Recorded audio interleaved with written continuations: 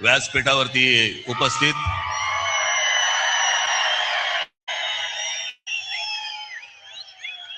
शिवसेना पक्षप्रमुख श्री उद्धव ठाकरे,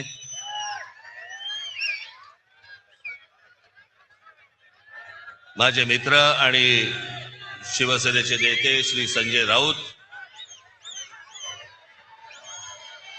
इतर सर्व मान्यवर आणि मागे बसलेले सर्व आपले भावी नाशिकचे सर्व नगरसेवक,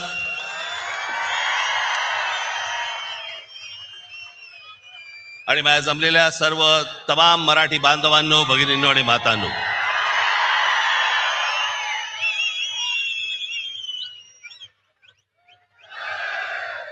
मी तुम्हाला सर्वांना योग्य वेळ सांगेन त्यावेळेला घोषणा द्यायच्या, तोपर्यंत आपण शांत राहा. आज अनेक वर्ष रखडलेल्या याची कारण कोणालाही देता येणार नाहीत, सांगता येणार नाहीत, कारण कळलीच नाहीत की इतकी वर्ष या निवडणुका घ्यायला का लागल्या, कशासाठी लागल्या. 4 वर्षापूर्वी मुदत संपून देखील या महानगरपालिकेच्या निवडणुका का होत नव्हत्या. मला असं वाटतं की का होत नव्हत्या हे पहिल्यांदा याचं उत्तर हे आत्ताच्या सरकारने दिलं पाहिजे. आणि मग इतक्या वर्षानंतर ज्या वेळेला निवडणुका होत आहेत त्याच्यानंतर ज्या प्रकारचा गोंधळ या महाराष्ट्रामध्ये आता सगळा सुरू आहे,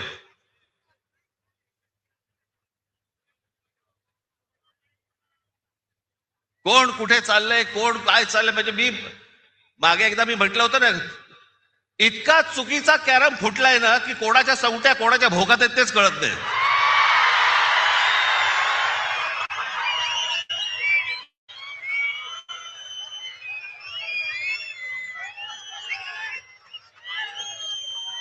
प्रत्येकाला विचारलं लागतं आज कुठे. काही जण तर वेडे पिसे झाले, वेडे पिसे.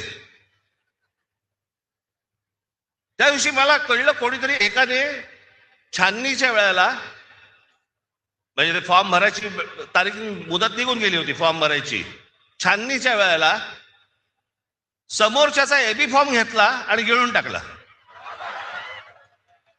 बरं, वेळ नव्हता, दिवसही नव्हते. एखादा दिवस मिळाला असता तर सकाळी बाबा वाट तरी बघता आली असती त्याची की एबी फॉर्म बाहेर येईल, बाहेर येईल, बाहेर येईल, मग नंतर फॉर्म भरू. ती वेळ नाही दिली. कोणत्या थराला गेल्यात निवडणुका या महाराष्ट्रामध्ये. 60-60, 70-70 उमेदवार सत्ताधारी पक्षाचे बिनविरोध निवडून येतात. तिकडच्या मतदारांचा मतदानाचा अधिकार पण त्यांना देणार नाही तुम्ही. काही वेळेला तर दहशतीतून, आणि काही वेळेला जास्तीत जास्त वेळेला तर पैसे. काय आकडे ऐकतोय, कोणाला 1 कोटी, कोणाला 2 कोटी, कोणाला 5 कोटी. आमच्या कल्याण डोंबिवलीच्या तिथे एका काय ते प्रभाग असतात, त्या प्रभागामधल्या 3 जणांना, एका घरातले 3 जण उभे आहेत एका प्रभागात. काय ऑफर झाली असेल तुम्ही कल्पना पण नाही करू शकत. एका प्रभागातल्या 3 जणांना, जे 3 जण एका घरातले आहेत, त्यांना 15 कोटी रुपयाची ऑफर झाली. 15 कोटी. कोणाला 5 कोटी, कोणाला 10 कोटी, कोणाला 2 कोटी. येतात कुठून पैसे या लेवलला? इथपर्यंत परिस्थिती आणली तुम्ही महाराष्ट्राची. एक तर उभं राहू द्यायचं नाही, माणसं विकत घ्यायची, भीती घालायची, दहशत निर्माण करायची आणि अशा वातावरणामध्ये तुम्ही निवडणुका घ्यायला बघताय. मला समजलंच नाही या इथे नाशिकमध्ये पण भारतीय जनता पक्ष, अहो तुमच्याकडे माणसं होती ना, जुनी काम करणारी माणसं होती ना.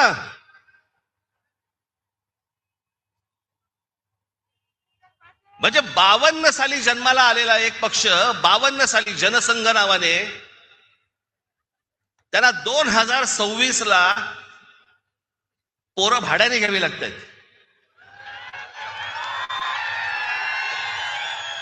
तुमचे कार्यकर्ते, तुमची माणसं तुम्ही उभी केली होतीत ना, मग दुसऱ्यांची कशाला गाडीवर घेऊन नाचताय? याचं कारण, जो पक्षामध्ये इथे काम करतोय तर काही शून्य किंमत. मी समजू शकतो की एखाद्या मतदारसंघामध्ये बाबा 2 जण चांगली लोक असतात, 3 जण चांगली लोक असतात, त्या 3 जणांमधला एखादा निवडावा लागतो, बाकीच्या दोघांना देता येत नाही. मी समजू शकतो, कारण जागाच एक असते. पण जी लोक सतत काम करतायत, इतकी वर्ष काम करतायत, त्यांना पूर्णपणे बाजूला सारून दुसऱ्या पक्षामधला माणूस घ्यायचा आणि त्याला उभं करायचं, हा तुम्ही त्या कार्यकर्त्याचा अपमान नाही करतात? बाहेरून माणसं लागतात तुम्हाला. बरं, ती आणतात ते काही आनंदाने येत नाही येत, रात्री पैसे पोहोचवले जातात.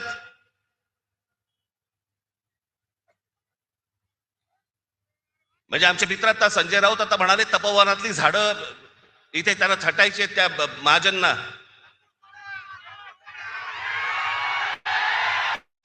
अहो लाकूड बरा होता, त्याला देवीने पहिली विचारली, त्याची कुऱ्हाड गेली तर सोन्याची हवी का? तो म्हणाला नाही. मग चांदीची हवी का? नाही. मग त्याची मूळ कुऱ्हाड दिली, तेव्हा तो बोलला नाही, ही माझी कुऱ्हाड. सोना चांदीच्या कुऱ्हाडीला पण तो भापला नाही.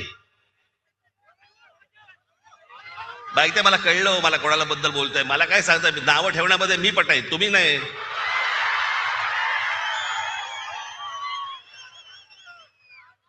पण झाडं पण छाटायची ना, पण झाडं छाटायच्या अगोदर स्वतःच्या पक्षामधले कार्यकर्ते छाटले.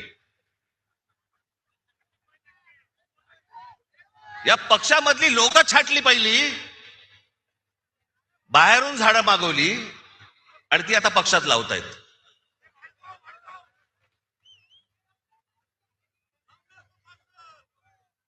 ही कोणती परिस्थिती, हे कोणतं राजकारण, हे कोणत्या निवडणुका चालू आहेत महाराष्ट्रामध्ये?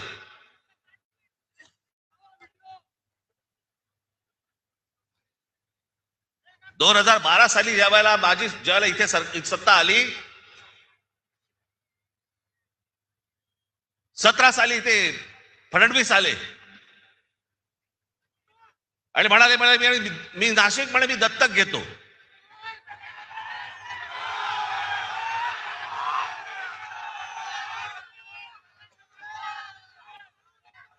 आणि त्या सगळ्या गोष्टींना नाशिककर भुलले आणि आम्ही जी कामं करून ठेवली होती ती सगळे विसरले.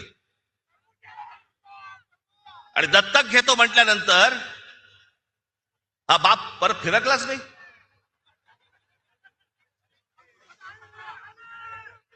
काय काय गोष्टी करतो म्हणून सांगितल्या होत्या, कोणत्या कोणत्या गोष्टी करतो म्हणून सांगितल्या होत्या.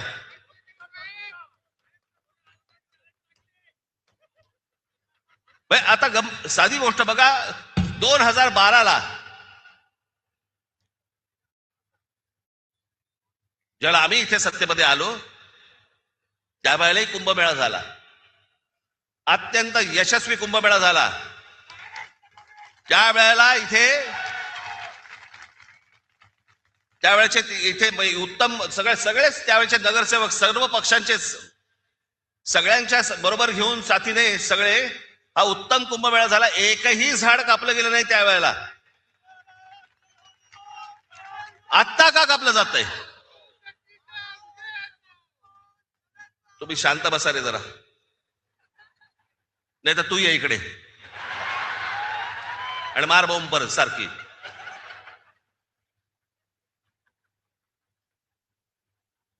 एकही झाड कापलं नाही त्यावेळेला. उत्तम सुंदर चांगल्या पद्धतीने सगळे जेवढे साधू संत आले होते त्या सगळ्यांनी सांगितलं की उत्तम कुंभमेळा झाला. त्यावेळेला प्रशासकांचा आणि ज्यावेळेला जे नगरसेवक होते त्यांचा सत्कार झाला. बॉस्टन मध्ये पण सत्कार झाला त्यांचा, अमेरिकेत. इथेही सत्कार झाले की उत्तम उत्तम रीतीने कुंभमेळा हाताळला गेला. मग आता काय चालू आहे? मी त्या दिवशी म्हटलं ना की ही तपोवनातली झाडं नुसती झाडं तोडणं नाहीये. हे यांचं हे सगळं अगोदर ठरतं की या उद्योगपतीसाठी ही जागा रिकामी करायची, आता याच्यावरती कुंभमेळा करायचा. कुंभमेळा झाल्यानंतर सगळे साधुसंत जेव्हा आपल्या घरी जातील मग त्या उद्योगपतीच्या ही घशात घालायची जमीन. सगळं सगळं प्लॅनिंग त्यांचं सुरू असतं. आज त्या वेळेला जे जे महाराष्ट्रातल्या कुठच्या बाकी शहर सोडा, मी जेव्हा अनेक उद्योगपतींकडनं जेव्हा या नाशिक शहरामध्ये पैसे आणले, रतन टाटांपासून अनेक लोक ज्यावेळेला इथे नाशिकमध्ये आले, काय त्यांचा संबंध होता? नाही तर साधी गोष्ट नुसतं फक्त वाचून दाखवतो, तुम्हाला कळेल की काय काय पहिले फक्त 5 वर्षात काय झालं. नाशिक शहराला उकडे धरणापासून आपण त्यावेळेला पाईपलाईन आणली. नाशिकच्या पाण्याचा पुढच्या साधारणपणे 50-60 वर्षाचा पाण्याचा प्रश्न संपवून टाकला.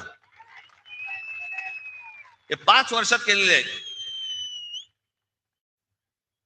त्याच्यानंतर जीपीएस त्याला लावलेले सगळ्या महानगरपालिकेच्या ऑफिसमध्ये माणसं असायची. घंटा गाड्या सुरू केल्या. घनकचरा प्रकल्प सुरू केला. ज्या घनकचरा प्रकल्पाबद्दल तिकडे त्या कचऱ्यामधनं विटा, खत, सगळ्या गोष्टी आज नाशिकमधले अनेक शेतकरी घेऊन जात आहेत. तिथून जाता येताना तुम्हाला वास पडणार नाही की इथे घनकचरा प्रकल्प आहे म्हणून. वाहतूक पेटांचं सुशोभीकरण केलं. बोटॅनिकल गार्डन इथे एक जागा होती, त्या गार्डनचं केलं. मी रतन टाटांकडे ज्यावेळेला मी गेलो ते प्रकल्प घेऊन, त्यांना आवडलं. त्यांनी मला विचारलं किती खर्च आहे. मी म्हटलं 3-4-5 कोटी रुपये खर्च येईल त्याला. डन बोलले. नक्की. त्यांची सगळी माणसं लावली. सरकारकडनं सगळ्या परवानग्या बिरवानग्या सगळं आलं. कामाला सुरुवात झाली आणि प्रकल्प वाढत वाढत वाढत वाढत गेला. त्यांचीच माणसं करत होती. शेवटी तो प्रकल्प ज्यावेळेला पूर्ण झाला त्यावेळेला रतन टाटांकडनं जवळपास 14 ते 15 कोटी रुपये टाकले गेले होते त्याच्यात. त्या बोटॅनिकल गार्डनची काय अवस्था करून ठेवली आज गेल्या 5 वर्षात. सगळं उद्ध्वस्त करून टाकलं. सगळी ती बेट उद्ध्वस्त केली. सगळ्याच गोष्टी उद्ध्वस्त केल्या. इथे तुमचे ते चिल्ड्रन एज्युकेशन पार्क, गोदापारचं जॉगिंग ट्रॅक, स्वर्गीय माननीय बाळासाहेब ठाकरेंच्या नावाने ऐतिहासिक ते शस्त्र संग्रहालय केलं होतं, ते उद्ध्वस्त करून टाकलं. त्याच्यानंतर ही ते वॉटर कर्टन्स केली होती या सगळ्या तुमच्या पुलांवरती, ती घालवली, ती सगळी उद्ध्वस्त करून टाकली. नाशिक वरती त्यावेळेला आम्ही जेव्हा आलो त्यावेळेला 700 कोटी रुपयांचं कर्ज होतं. ती नाशिक महानगरपालिका 700 कोटी कर्ज मुक्त महानगरपालिका त्यावेळेला आम्ही करून दिली. आणि सगळ्यात महत्वाची गोष्ट, त्या संपूर्ण 5 वर्षाच्या काळात विरोधी पक्षातलेही लोक बसले होते, भाजपवालेही बसले होते, सगळेच बसले होते. त्या संपूर्ण 5 वर्षाच्या काळात विरोधी पक्षाकडनं एकही भ्रष्टाचाराचा आरोप झाला नाही, अशी ती महानगरपालिका होती. ज्या वेळेला हे रस्ते बांधणीचं काम सुरू होतं, उत्तम रस्ते सगळे झाले होते त्यावेळेला नाशिकमध्ये. मला हे पत्रकार सांगतात ना, दर पावसाळ्यामध्ये त्यांचे ते चॅनल मधली लोक विचारायची की मुंबई इकडचे तिकडचे सगळीकडचे इकडचे खड्डे पडतात. मी इकडचे जे कंत्राटदार होते त्या कंत्राटदारांची पहिली एक बैठक बोलवली होती आणि त्या कंत्राटदारांनी सांगितलं होतं, म्हटलं हे त्याचं बजेट, तुमच्याकडे कोणी पैसे मागितले तर सांगा मला, आणि ज्या बजेटमध्ये तुम्हाला दिलेलं आहे त्याच्यामध्ये जर उत्तम रस्ता जर केला नाहीस आणि त्याच्यात जर खड्डा पडला, त्या खड्ड्यात उभा करून मारीन. उत्तम रस्ते झाले सगळे नाशिक मधले. हे होऊ शकतं, हे घडू शकतं, सगळ्या गोष्टी घडू शकतात. पण ह्या लोकांना हे करायचं नाही. 5 वर्ष दिली. हे 5 वर्षामध्ये मुख्य हे देवेंद्र फडणवीस येऊन तुम्हाला काय बोलून गेले, ते काय बोलून गेले ते फक्त झालंय का एवढं फक्त मला सांगा. नाशिक न्यू मेट्रो प्रकल्प Nashik IT park, Nashik logistic park, Dwarka Nashik उड्डाणपूल, नाशिकचा बाह्य ring road, Nashik Pune semi high speed railway मार्ग, इगतपुरीला आदिवासी क्रीडा प्रबोधिनी, महानगरपालिकेतील कर्मचारी अनुशेष असे अनेक प्रकल्प त्याला त्यांनी घोषित केले की भरून काढणार वगैरे काही नाही. आणि हे म्हणे दत्तक घेणार.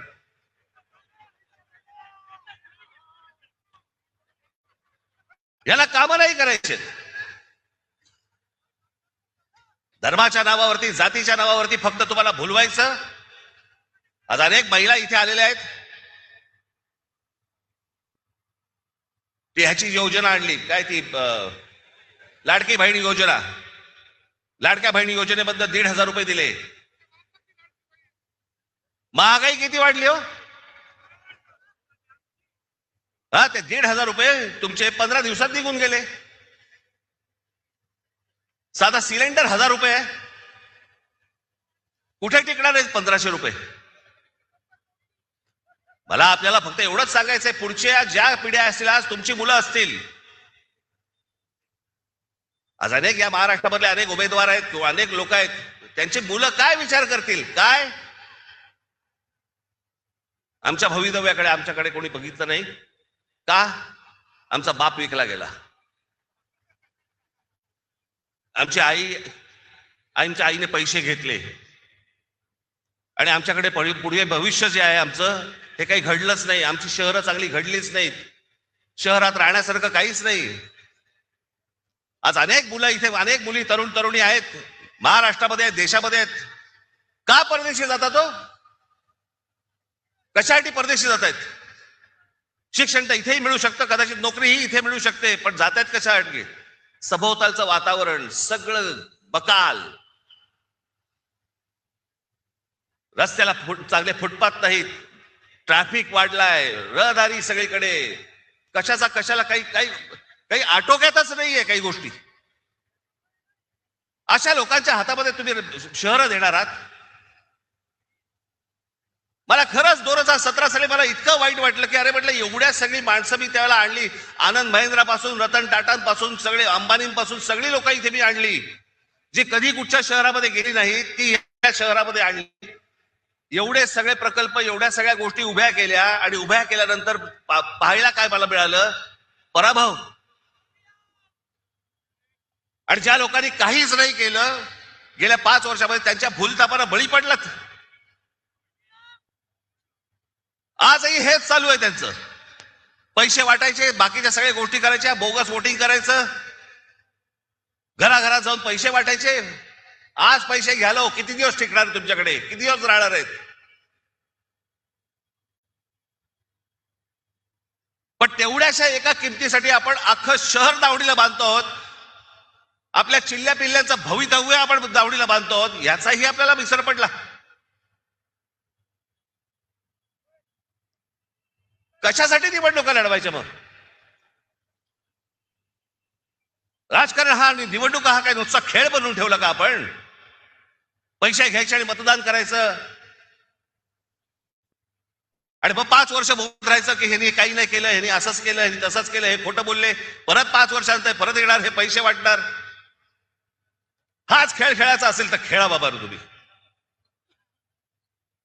तुम्हाला उत्तम शहर घडवायचं असेल, उत्तम भवितव्य घडवायचं असेल, आपल्या चिल्ल्या पिल्ल्यांचं देखील त्यांना असं वाटलं पाहिजे की या शहरात राहावं, असं जर वाटत असेल, आज मी तुम्हाला सांगतोय, आज शिवसेना आणि महाराष्ट्र नवनिर्माण सेनेच्या हातामध्ये तुम्ही आज सत्ता देऊन बघा.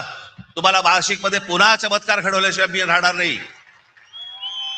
हे सगळे इथे बसलेले सगळे जे आज उमेदवार आहेत, उद्याचे सगळे नगरसेवक असतील, पण सगळेजण तुम्ही जर ताकदीने आज उभे राहिलात आमच्या पाठीशी आणि बाकीच्या पेकाडात लाथ घातली, तो समोर बोर्ड दिसतोय मला तिकडे क्रिकेटचा, त्याच्यावर लिहिले टोटल.